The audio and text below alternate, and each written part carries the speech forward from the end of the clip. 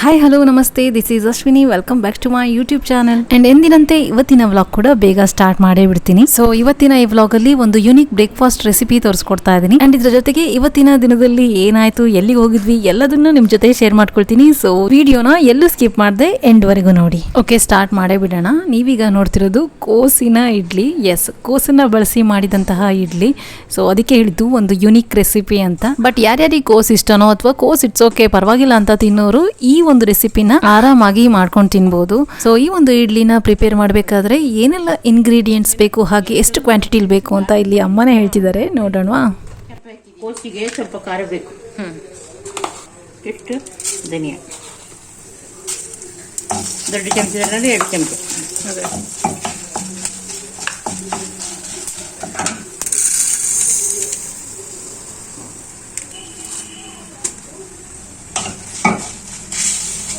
ಅರ್ಧ ಪಾವ್ ಇತ್ತಾ? ಅರ್ಧ ಪಾವ್ ಉದ್ದಿನಬೇಳೆ, 2 ಪಾವ್ ಅಕ್ಕಿಗೆ ಅರ್ಧ ಪಾವ್ ಉದ್ದಿನಬೇಳೆ. ಚೆನ್ನಾಗಿ ಕೆಂಪು ಬರಬೇಕು. ಆ ಥರ ಫ್ರೈ ಮಾಡಬೇಕು. ಕೆಂಪು. ಅಷ್ಟೊತ್ತಿಗೆ 2 ಪಾವ್ ಅಕ್ಕಿ ಹಾಕಿ,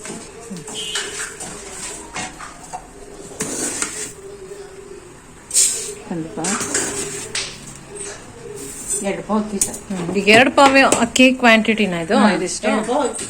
ಸೊ ಇದು ಆ್ಯಕ್ಚುಲಿ ಸೌತ್ ಕೇಂದ್ರದ ಒಂದು ತಿಂಡಿ. ಅಮ್ಮ ಸೌತ್ ಕೇಂದ್ರದವರು ಅಂತ ನಾನು ಪ್ರೀವಿಯಸ್ ವ್ಲಾಗಲ್ಲಿ ಹೇಳಿದ್ದೆ. ಸೊ ಅಮ್ಮ ಬೇಸಿಕಲಿ ಕುಂದಾಪುರದ ಒಂದು ದೋಣಿ ಕಡೂರು ಆ ಕಡೆ ಸೈಡ್ನವರು.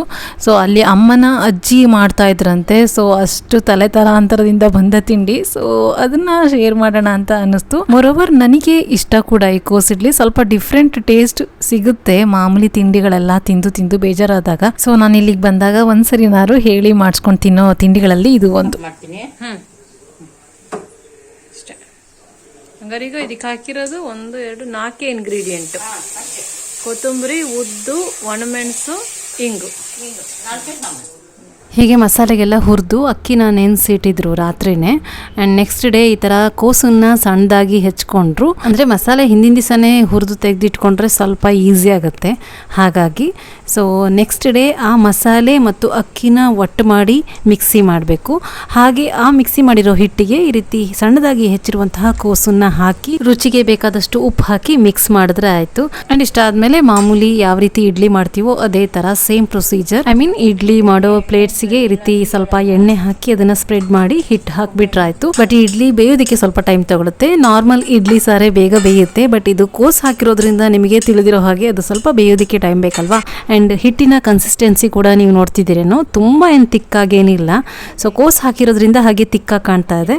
ಬಟ್ ಅಕ್ಕಿ ಮಸಾಲೆ ತುಂಬಾ ತೆಳ್ಳಗೆ ಇತ್ತು. ಅದಕ್ಕೆ ಅಮ್ಮ ಈ ರೀತಿ ಹೆಚ್ಚಿರೋ ಕೋಸನ್ನ ಮಿಕ್ಸ್ ಮಾಡಿ ಹಾಕಿದ್ದಾರೆ. ಅಂಡ್ ಆಗ್ಲೇ ಹೇಳ್ದಾಗೆ ಎಣ್ಣೆ ಹಚ್ಚಿರುವಂತಹ ಪ್ಲೇಟ್ಸ್ಗೆ ಈ ರೀತಿ ಹಿಟ್ಟನ್ನ ಹಾಕ್ತಿದ್ದಾರೆ. ಅಂಡ್ ಈ ರೀತಿ ಹಾಕುವಾಗ ಕೋಸು ಮತ್ತೆ ಹಿಟ್ಟು ಮಿಕ್ಸ್ ಮಾಡಿ ಹಾಕ್ತಾ ಇರಬೇಕಾಗತ್ತೆ. ಇಲ್ಲ ಒಂದ್ಸರಿ ಬರೀ ಹಿಟ್ಟಾಗುತ್ತೆ, ಇಲ್ಲ ಕೋಸು ಉಳ್ಕೊಂಡ್ಬಿಡುತ್ತೆ. ಸೊ ಈ ರೀತಿ ಹಾಕಿ ಇಡ್ಲಿ ಕುಕ್ಕರ್ ಒಳಗೆ ಇಟ್ರೆ ಆಯ್ತು. ಈ ಇಡ್ಲಿಯ ಎಲ್ಲ ಪ್ರೊಸೀಜರ್ ಮುಗ್ದ ಹಾಗೆ. ಅಂಡ್ ಇದನ್ನ ಮಿನಿಮಮ್ ಒಂದು 40 ಮಿನಿಟ್ಸ್ ಆದ್ರೂ ಬೇಯಿಸ್ಬೇಕು. ಸೊ ಹೀಗೆ ಬೇಯಿಸಾದ್ಮೇಲೆ ನಮ್ಮ ಕೋಸು ಇಡ್ಲಿ ತಿನ್ನೋದಿಕ್ಕೆ ರೆಡಿ ಆಗುತ್ತೆ.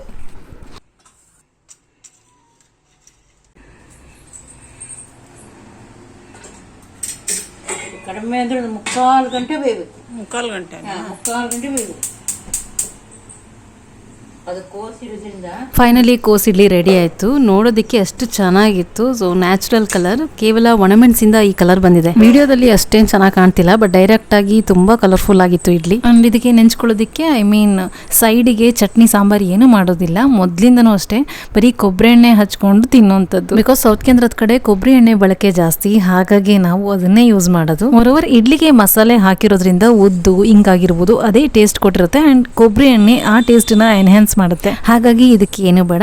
ನೀವು ಅಷ್ಟೇ ಅಟ್ಲೀಸ್ಟ್ ಒಂದ್ಸರಿ ಟ್ರೈ ಮಾಡಿ ನೋಡಿ, ಮತ್ತೆ ಮಾಡ್ತೀರಾ.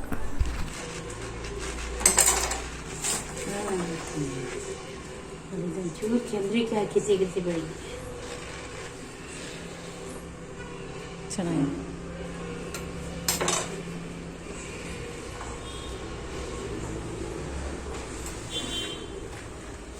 ಚೆನ್ನಾಗಿದೆ ಅಂಡ್ ಇದ್ರ ಮಧ್ಯ ಅಮ್ಮ ಹಲಸಿನ ಹಣ್ಣು ಬೇರೆ ತಗೊಂಡ್ ಬಂದ್ಬಿಟ್ಟಿದ್ರು ಬೆಳಿಗ್ಗೆ ಹೋಗಿ, ಅದು ದುಡ್ಡು ಕೊಟ್ಟು. ಆಕ್ಚುಲಿ ಪ್ರತಿ ಸರಿ ರಜಕ್ಕೆ ಬರುವಾಗ ನಾನೊಂದು ಹಣ್ಣು ತಗೊಂಡ್ ಬರ್ತಿದ್ದೆ, ಬಟ್ ಈ ಸರಿ ತರದಿಕ್ಕಾಗ್ಲಿಲ್ಲ ಬಿಕಾಸ್ ಅಲ್ಲಿ ಹಣ್ಣು ಆಗಿರ್ಲಿಲ್ಲ ಒಂದುನು. ಐ ಮೀನ್ ಕಳಸದಲ್ಲಿ ನಮ್ಮ ಮನೆ ಮುಂದೆನೆ ಒಂದು ಹಲಸಿನ ಮರ ಇದೆ, ಅಲ್ಲಂತೂ ಹಣ್ಣುಗಳು ಸಖತ್ತಾಗುತ್ತೆ. ಅದರಲ್ಲೂ ಒಂದೊಂದ್ಸರಿ ಒಟ್ಟೊಟ್ಟಿಗೆ ಹಣ್ಣಾದ್ರೆ ನಮಗೂ ಕೂಡ ಹೆಚ್ಚಾಗುತ್ತೆ, ಹಾಗಾಗಿ ಮರದಲ್ಲೇ ಬಿಟ್ಬಿಡ್ತೀವಿ. ಸೊ ಅದು ಹಣ್ಣಾಗಿ ಕೊಳೆತು ಹೋಗುತ್ತೆ. ಆಕ್ಚುಲಿ ಪ್ರದೀಪ್ ಹತ್ರ ಹೇಳಿ ತರ್ಸೋಣ ಅಂದ್ರೂ ಬಸ್ ಸ್ಟ್ಯಾಂಡಿಗೆ ಹೋಗ್ಬೇಕಾಗುತ್ತೆ. ಅಯ್ಯೋ ಅದೆಲ್ಲ ಸುಮ್ಮನೆ ಬೇಡ ಅನ್ಕೊಂಡು ಅಮ್ಮ ಇಲ್ಲೇ ತಗೊಂಡ್ ಬಂದ್ರು. ಆ್ಯಂಡ್ ಓಕೆ, ದುಡ್ಡು ಕೊಟ್ಟರು ಪರವಾಗಿಲ್ಲ, ಚೆನ್ನಾಗೇ ಇತ್ತು ಹಣ್ಣು. ನೀವು ನೋಡ್ತಿರ್ಬೋದು ತೊಳೆ ಎಷ್ಟು ದಪ್ಪ ಇದೆ. ಹಣ್ಣಿನ ಕಲರ್ ಕೂಡ ಅಷ್ಟೇ ತುಂಬಾನೇ ಚೆನ್ನಾಗಿತ್ತು, ತುಂಬಾನೇ ಸ್ವೀಟಿಶ್ ಆಗಿತ್ತು ಕೂಡ. ಹಣ್ಣು ತಿನ್ನೋದಕ್ಕೇನೋ ಚಂದ, ಬಟ್ ಬಿಡಿಸುವಾಗ ಅಂಟ್ಕೊಳ್ಳೋ ಮೇಣ ಮಾತ್ರ ಕೆಟ್ಟ ಇರಿಟೇಷನ್. ಫೈನಲಿ ಬಿಡಿಸ್ಕೊಂಡು ಹಣ್ಣುಗಳನ್ನ ಕೂಡ ತಿಂದ್ವಿ. ಕಡುಬು ಮಾಡ್ಬೋದಲ್ಲ ಅಂತ ಒಂದಿಷ್ಟು ಅಕ್ಕಿ ನೆನೆಸಿದ್ರು. ಸೊ ಈ ಹಣ್ಣಿನ ಕೆಲಸ ಆಗೋಷ್ಟೊತ್ತಿಗೆ ಆಲ್ಮೋಸ್ಟ್ 12 o'clock ಆಗ್ಬಿಟ್ಟಿತ್ತು. ಆ್ಯಂಡ್ ನೆಕ್ಸ್ಟ್ ಊಟಕ್ಕೆ ಅಮ್ಮ ಚೌಳಿಕಾಯಿ ಪಲ್ಯ ಮಾಡಿದ್ರು, ಅಗೇನ್ ಮೈ ಫೇವ್ರೇಟ್. ಊಟ ಇನ್ನೂ ಸ್ಟಾರ್ಟೇ ಮಾಡಿಲ್ಲ, ಶುರುನಾ ಏನ ಪಲ್ಯ ಸರಿ ಇಟ್ಕೊ.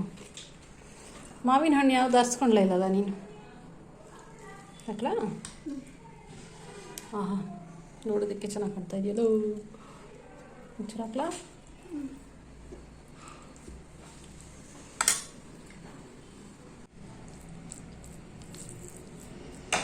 ಬಿಸಿ ಬಿಸಿ. ನಿಂಗೆ ಕೊಬ್ಬರಿ ಬೇಕಾ? ತಡಿ.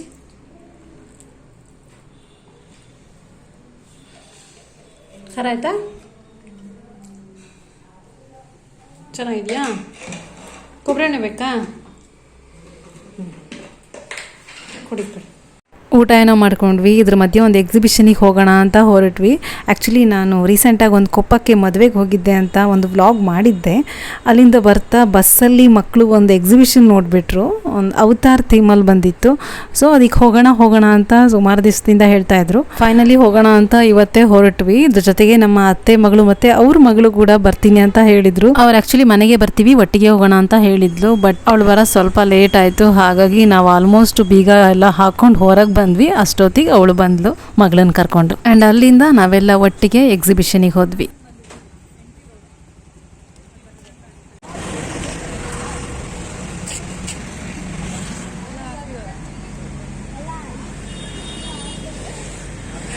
ಪರಿ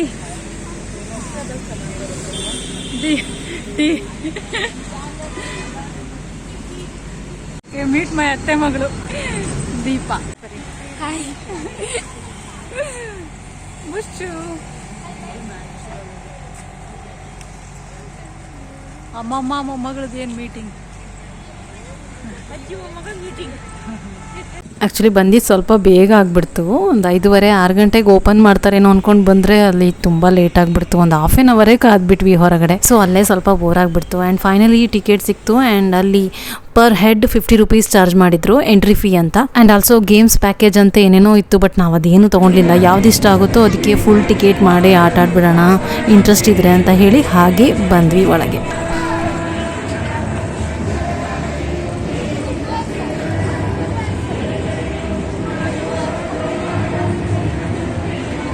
ಹೀಗೆ ಟಿಕೆಟ್ ಮಾಡಿಸಿ ಒಳಗೆ ಎಂಟ್ರ್ ಆದ ತಕ್ಷಣ ಈ ರೀತಿ ರಾಕೆಟ್ ಇತ್ತು ನೋಡೋದಕ್ಕೋಸ್ಕರ, ಒಂದು ರೀತಿ ಚೆನ್ನಾಗಿತ್ತು. ಆ್ಯಂಡ್ ಇದ್ರ ಪಕ್ಕದಲ್ಲೇ ನೀವೇ ನೋಡಿದಾಗೆ ಒಂದು UFO ಕೂಡ ಇತ್ತು. ಸೊ ಇದೆರಡು ಮಕ್ಕಳಿಗಷ್ಟೇ ಅಲ್ಲದೆ ನಮಗೂ ಕೂಡ ಸ್ವಲ್ಪ ಅಟ್ರಾಕ್ಟಿವ್ ಆಗಿತ್ತು.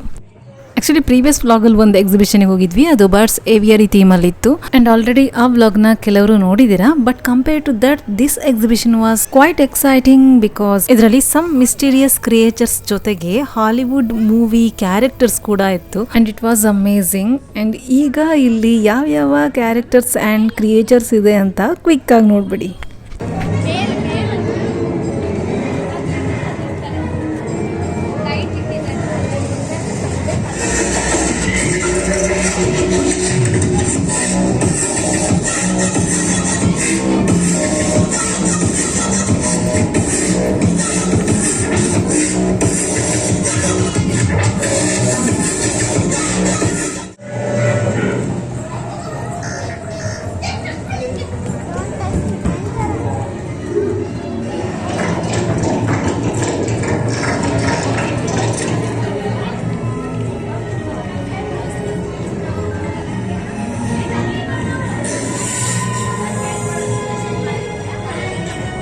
What type of monster is that?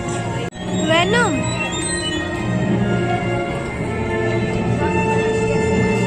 Venom.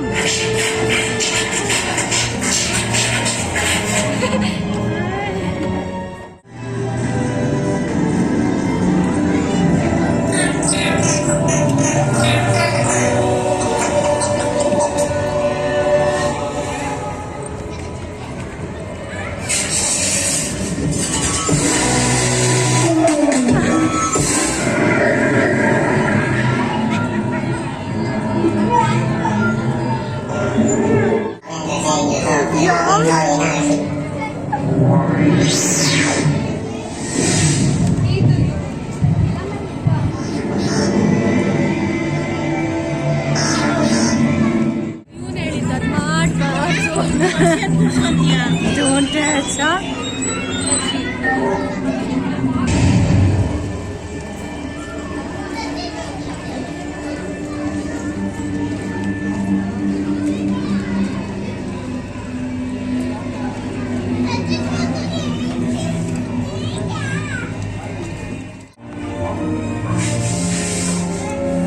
ಸ್ವಲ್ಪ ಸರಿ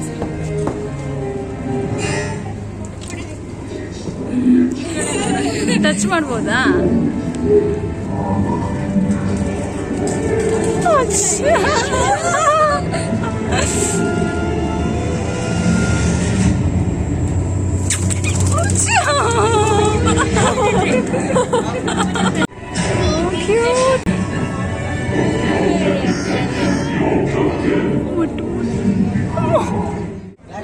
Black.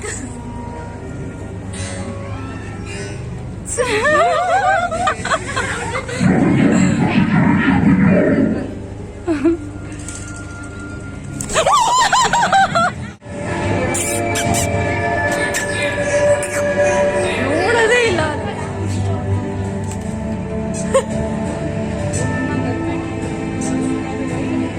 ಸೋ ಕ್ಯೂಟ್ ಅಲ್ವಾ? ಈ ರೀತಿ ಬರ್ಡ್ಸ್ನ ಫಿಂಗರ್ಸ್ ಮೇಲೆ ಅಥವಾ ಶೋಲ್ಡರ್ ಮೇಲೆ ಕೂರಿಸ್ಕೊಳ್ಳೋಕ್ಕೆ ಬಿಟ್ಟಿದ್ರು. ಬಟ್ ಇದಕ್ಕೆ ಒನ್ ಬರ್ಡ್ಗೆ 30 ರೂಪೀಸ್ ಪೇ ಮಾಡಿ ಕೂರಿಸ್ಕೋಬೇಕಾಗಿತ್ತು. ಇಟ್ಸ್ ಸೋ ಬ್ಯೂಟಿಫುಲ್ ಅಂತ ಅನ್ನಿಸ್ತು ನಮಗೆ. ಆ್ಯಂಡ್ ಇದು ನನ್ನ ಫಸ್ಟ್ ಎಕ್ಸ್ಪೀರಿಯನ್ಸ್. ಸೊ ಫಸ್ಟ್ ಕೂರಿಸಿದಾಗ ಸಖತ್ ಹೆದರಿಕೆ ಆಗಿಬಿಡ್ತು. ಬಟ್ ಅಡ್ಜಸ್ಟ್ ಆದೆ ಆ್ಯಂಡ್ ಬಿಟ್ಟು ಬರೋಕ್ಕೆ ಮನಸ್ಸಿರಲಿಲ್ಲ.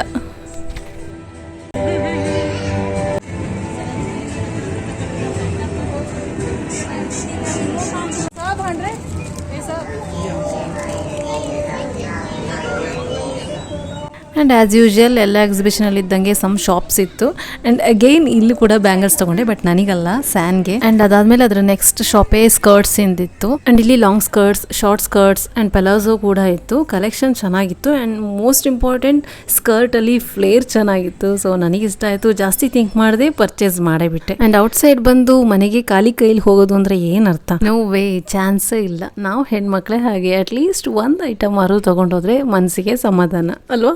ಆ್ಯಂಡ್ ಫೈನಲಿ ಎಕ್ಸಿಬಿಷನ್ನ end point food and games. So ಇಲ್ಲೂ ಅಷ್ಟೇ, ಫುಡ್ ಅಂತೂ ನಾನು ತಗೊಳ್ಳಲ್ಲ. ಆ್ಯಂಡ್ ಗೇಮ್ಸ್ ಎಲ್ಲ ಆಡಿದ್ದೇ ಆಟ, ಬೋರ್ ಆಗಿತ್ತು. ಬಟ್ ಮಕ್ಕಳಿಗೆ ಒಂದಾರು ಆಟಕ್ಕೆ ಕೂರ್ಸೋಣ ಅಂತ ಹೇಳಿ ಈ ರೀತಿ ಬ್ರೇಕ್ ಡ್ಯಾನ್ಸ್ ಒಂದು ಗೇಮಿಗೆ ಕೂರಿಸಿದ್ವಿ. ಅದು ಇಷ್ಟಪಟ್ಟರು ಕೂಡ ಅದೊಂದು ಸ್ವಲ್ಪ ಪರವಾಗಿಲ್ಲ ಅನಿಸ್ತು. ಬಟ್ ದೊಡ್ಡ ದೊಡ್ಡ ಗೇಮ್ ಎಲ್ಲ ನನಗೆ ಅಷ್ಟು ಇಷ್ಟ ಆಗೋದಿಲ್ಲ. ಸೊ ಇನ್ಯಾವುದೋ ಆಟ ಆಡದೆ ಎಕ್ಸಿಬಿಷನ್ ಮುಗಿಸಿ ಹೊರಗೆ ಬಂದ್ವಿ. ಆ್ಯಂಡ್ ಅಷ್ಟೊತ್ತಿಗಾಗಲೇ 7 o'clock ಏನೋ ಆಗ್ಬಿಟ್ಟಿತ್ತು. ಸೊ ಸಖತ್ ಹಸುವಾಗ್ತಾ ಇತ್ತು. ಅಫ್ಕೋರ್ಸ್ ಮಧ್ಯಾಹ್ನ ಊಟ ಮಾಡಿದ್ದು ಇಷ್ಟೋ ತನಕ ಎಲ್ಲಿರುತ್ತೆ ಅಲ್ವಾ? ಸೊ ಡೈರೆಕ್ಟ್ ಆಗಿ ಶುಭಮ್ ಹೋಟೆಲಿಗೆ ಬಂದ್ವಿ.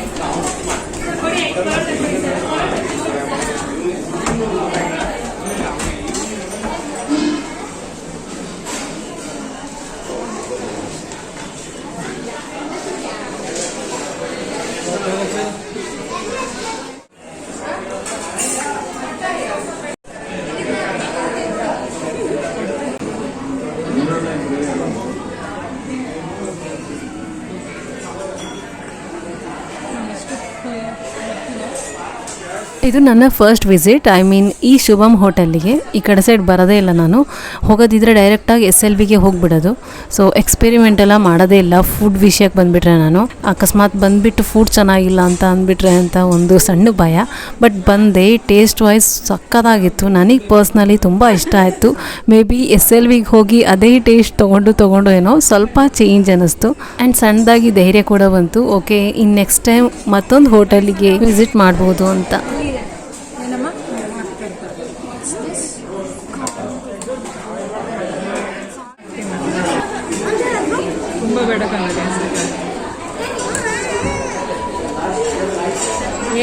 ಲೆಮನ್ನ ಹಿಂಗೆ ಬೇಡವಾ?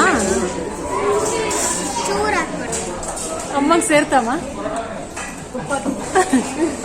ಸೂಪರ್ ತೋರಿಸಿ ಎಷ್ಟು ಹಾಕಿದ್ವಿ ಅಂತ, ಎಷ್ಟು ತಗೊಂಡಿದ್ಯಾ? ಅಷ್ಟು ಅಲ್ಬಂಡ್ ಸೂಪರ್. ಬುಷ ಚೆನ್ನಾಗಿದೆಯಾ? ಆ್ಯಂಡ್ ಇಲ್ಲಿ ನಾವೆಲ್ಲ ನಾರ್ತ್ ಇಂಡಿಯನ್ ಚೈನೀಸ್ ಆರ್ಡರ್ ಮಾಡಿದ್ರೆ ಅಮ್ಮಂಗೆ ಅದು ಯಾವುದೂ ಅಷ್ಟು ಸೇರಲ್ಲ. ಮಂಚೂರಿ ಒಂದು ಓಕೆ, ಅದರಲ್ಲೂ ಪನೀರ್ ಚಿಲ್ಲಿ ತಿನ್ನಲೇ ಇಲ್ಲ. ಸೊ ಇಲ್ಲೂ ಅಮ್ಮ ಮಸಾಲೆ ದೋಸೆ ಆರ್ಡರ್ ಮಾಡಿದ್ರು ಆ್ಯಂಡ್ ಟೇಸ್ಟ್ ವೈಸ್ ಸಕ್ಕದಾಗಿತ್ತು. ಆ ದೋಸೆ ಅರೋಮಾ ನೋಡಿ ನಾನು ಸಣ್ಣದಾಗಿ ಟೇಸ್ಟ್ ಮಾಡಿದೆ, ಮಸ್ತಿತ್ತು. ಆ್ಯಂಡ್ ಲಾಸ್ಟ್ ರೈಸ್ ಐಟಮ್ ನನ್ನ favourite veg dum biryani order ಮಾಡಿ ಅಲ್ಲಿ ಫಿನಿಶ್ ಮಾಡಿದ್ವಿ. ಇನ್ನೂ ಖಾರ ತಿಂತಾಳೆ, ಕಣ್ಣು ಮೂಗಲೆಲ್ಲ ಬರುತ್ತೆ ಅಂದ್ರೂ ತಿಂತಾಳೆ. ಹೊಟ್ಟೆ ನೋವು ಬರುತ್ತೆ, ನಮ್ಗೆ ಕೊಡಲ್ಲ ಜಾಸ್ತಿ ಖಾರ ಬೇಡ.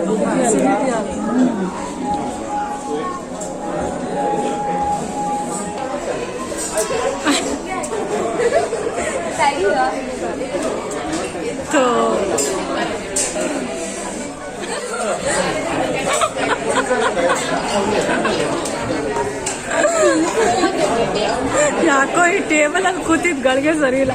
ಸುಮಾರು ಚಲೋ ಇತ್ತು. ಸರಿ ಹೋಗೋಣ.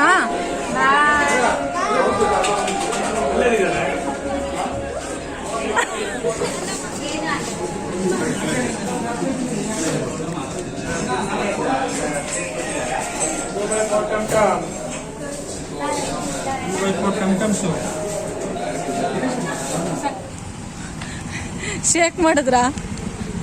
ಅಲ್ಲಾಡಿದ್ರ?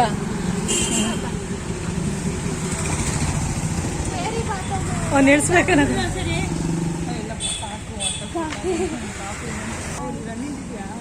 ಬಾಯ್. ಹಾಂ ಕೂತ್ಬಿಟ್ಟಿಯಲ್ಲ, ಹೋಗೋಣ ಮ್ಯಾಚು.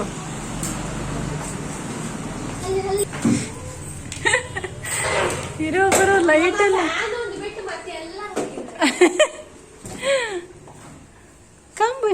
ಸೊ ಫೈನಲಿ ಮನೆಗೆ ಬಂದ್ವಿ ಆ್ಯಂಡ್ ಇಟ್ಸ್ ಆಲ್ಮೋಸ್ಟ್ 9:45 ದಾಟ್ತು. ಸೊ ಇವತ್ತಿನ ಡೇ ಹೇಗೆ ಕಳೀತು ಅಂತ ಆಲ್ಮೋಸ್ಟ್ ನಿಮ್ಮ ಜೊತೆ ಶೇರ್ ಮಾಡಿಕೊಂಡೆ. ಆ್ಯಂಡ್ ಈ ವ್ಲಾಗ್ನ ಕೂಡ ಈಗ ಸದ್ಯಕ್ಕೆ ಇಲ್ಲಿಗೆ ಮುಗಿಸ್ತಾ ಇದ್ದೀನಿ. ಇಷ್ಟ ಆದರೆ ಪ್ಲೀಸ್ ಲೈಕ್, ಶೇರ್, ಕಾಮೆಂಟ್ ಮಾಡಿ. ಆ್ಯಂಡ್ ಇನ್ನೂ ನನ್ನ ಚಾನಲ್ಗೆ ಸಬ್ಸ್ಕ್ರೈಬ್ ಆಗದೇ ಇದ್ದರೂ ಸಬ್ಸ್ಕ್ರೈಬ್ ಆಗಿ. ಈಗ ನಾನು ಹೊರಡ್ತಾ ಇದ್ದೀನಿ. ಬಾಯ್.